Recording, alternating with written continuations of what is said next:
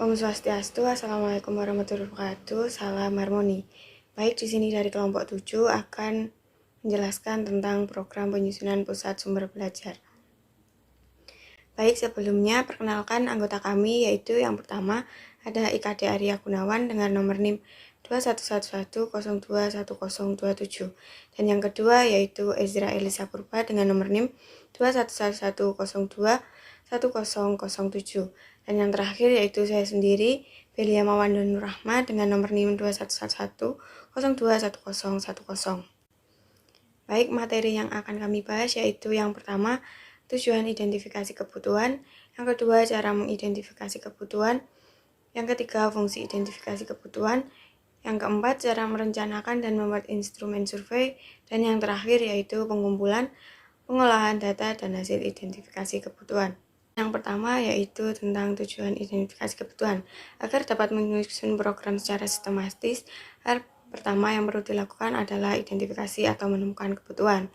Sebelum melangkah melaksanakan identifikasi kebutuhan, ada baiknya terlebih dahulu perlu memahami dengan baik apa yang dimaksud dengan kebutuhan, dan pentingnya seorang perencana menentukan kebutuhan dan cara atau metode menentukan atau identifikasi kebutuhan. Istilah dari identifikasi kebutuhan atau masalah merupakan penilaian kebutuhan atau need assessment. Identifikasi atau penilaian kebutuhan adalah proses pengumpulan informasi dan proses analisis yang menghasilkan berupa teridentifikasinya kebutuhan seseorang, kelompok, lembaga, perhimpunan, maupun masyarakat. Dalam pendidikan, proses identifikasi kebutuhan dapat digunakan seperti yang pertama yaitu untuk mengidentifikasi kebutuhan tentang materi yang perlu diajarkan kepada siswa, yang kedua untuk menentukan kebutuhan penataran bagi pada guru, dan yang terakhir yaitu untuk menentukan kebutuhan media bagi suatu sekolah atau masyarakat dan lain sebagainya. Untuk materi yang selanjutnya akan dijelaskan oleh rekan saya. Baik, saat ini saya akan melanjutkan materi yang telah dijelaskan oleh rekan saya, yaitu cara mengidentifikasi kebutuhan. Dalam mengidentifikasi kebutuhan terdapat berbagai tahapan, yaitu meliputi yang pertama, membuat persiapan identifikasi kebutuhan. Sama halnya dengan kegiatan yang memiliki sifat mencari, meneliti, dan menilai. Kegiatan identifikasi kebutuhan memerlukan persiapan yang jelas. Ada beberapa hal yang perlu dipersiapkan seperti penentuan mengenai maksud atau tujuan identifikasi kebutuhan, kegunaan, dan penentuan titik berat kebutuhan yang hendak diidentifikasi. Yang kedua yaitu membuat rancangan identifikasi kebutuhan. Desain untuk identifikasi kebutuhan ini dimulai dengan terlebih dahulu merumuskan secara spesifik titik berat kebutuhan yang akan dianalisis atau diteliti. Yang ketiga, menentukan prioritas kebutuhan. Penelitian untuk keperluan identifikasi akan menghasilkan teridentifikasinya berbagai kebutuhan.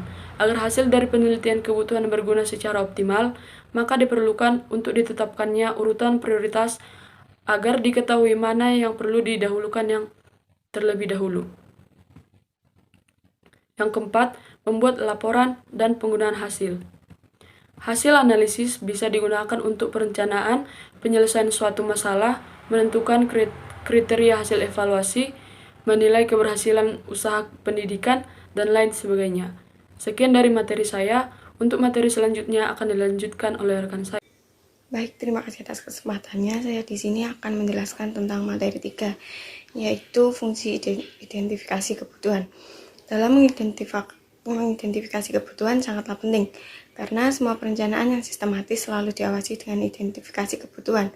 Dapat diperhatikan dalam model perencanaan pendidikan menurut Kaufman dalam Gabur tahun 1986, dalam bagian menentukan model perencanaan dalam suatu program memerlukan langkah-langkah sistematis seperti berikut. Yang pertama yaitu identifikasi kebutuhan atau masalah. Yang kedua yaitu menentukan syarat dan alternatif strategi pembelajaran. Yang ketiga yaitu memilih strategi pemecahan. Yang keempat yaitu melaksanakan strategi pemecahan yang telah dipilih. Yang kelima yaitu menentukan atau menilai efektivitas hasil pelaksanaan. Dan yang keenam yaitu mengadakan perbaikan atau revisi jika diperlukan. Jadi identifikasi kebutuhan berfungsi sebagai dasar berpijak untuk merencanakan kegiatan tersebut. Tanpa diketahui kebutuhan yang ingin dicapainya sulit untuk merencanakan kegiatan. Jadi, identifikasi kebutuhan ini sangat penting dalam kegiatan penyusunan program kegiatan, sebab berdasarkan kebutuhannya itulah rencana kegiatan yang telah direncanakan. Baik, saat ini saya akan melanjutkan materi yang telah dijelaskan oleh rekan saya, yaitu pada bagian materi yang keempat, cara merencanakan survei dan cara membuat instrumen survei. Survei merupakan salah satu teknik, metode, atau cara mengumpulkan data atau informasi ke lapangan. Jadi dalam survei data digunakan untuk mengidentifikasi kebutuhan. Lebih dari sekedar untuk mengidentifikasi kebutuhan, dalam rangka penyusunan program termasuk program website, survei dapat digunakan untuk berbagai maksud dan tujuan. Beberapa maksud dan tujuan tersebut antara lain, yang pertama, untuk mengetahui ketersediaan media atau sumber belajar baik di lingkungan sekolah maupun di lingkungan masyarakat. Yang kedua, untuk mengetahui tingkat penggunaan media dalam suatu sekolah atau masyarakat. Yang ketiga, untuk mengetahui kebiasaan penggunaan media suatu kelompok masyarakat atau siswa tertentu. Yang keempat, untuk mengetahui tingkat kemampuan baca media atau media literasi kelompok masyarakat atau siswa tertentu dan sebagainya. Cara membuat instrumen survei. Dalam survei ini diperlukan dibuat instrumen survei yang valid dan juga reliable. Valid di sini berarti instrumen tersebut benar-benar dapat menggali data yang diinginkan.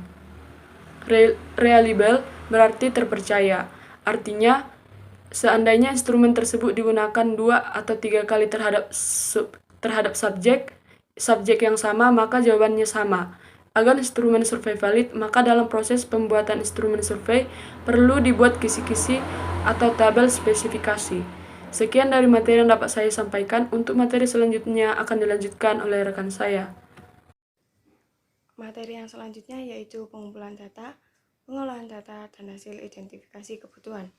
Setelah instrumen tersebut siap, langkah selanjutnya yaitu pengumpulan data. Data dapat dikumpulkan dengan jalan mengirim petugas pengumpulan data ke lapangan atau bisa juga dengan mengirim melalui pos. Jika angket dikirim melalui kurir langsung menemui subjek survei, yang berarti petugas perlu mengadakan wawancara secara lisan dalam mengisi daftar pertanyaan. Apabila dikirim lewat pos, maka perlu dicantumkan jangka waktu pengambilan angket supaya tidak memberatkan responden. Sebaiknya disertai dengan perangko balasan. Data yang sudah dikumpulkan dengan menggunakan instrumen berupa angket yang tadi juga perlu diolah. Yang selanjutnya yaitu pengolahan data meliputi tabulasi, klasifikasi, penyajian, data dalam bentuk tabel, diagram, deskripsi verbal, dan sebagainya. Hasil dari pengolahan data tentang sumber belajar hasil survei di lingkungan atau setting masyarakat antara lain berupa klasifikasi jenis-jenis sumber belajar yang sudah tersedia, yang dapat dimanfaatkan untuk keperluan belajar.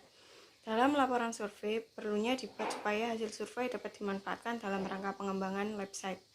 Di samping itu juga penyajian hasil pengolahan data dalam tabel dan deskripsi verbal. Dalam laporan hasil perlu juga dicantumkan rekomendasi ataupun saran sesuai dengan ketentuan temuan hasil survei tersebut.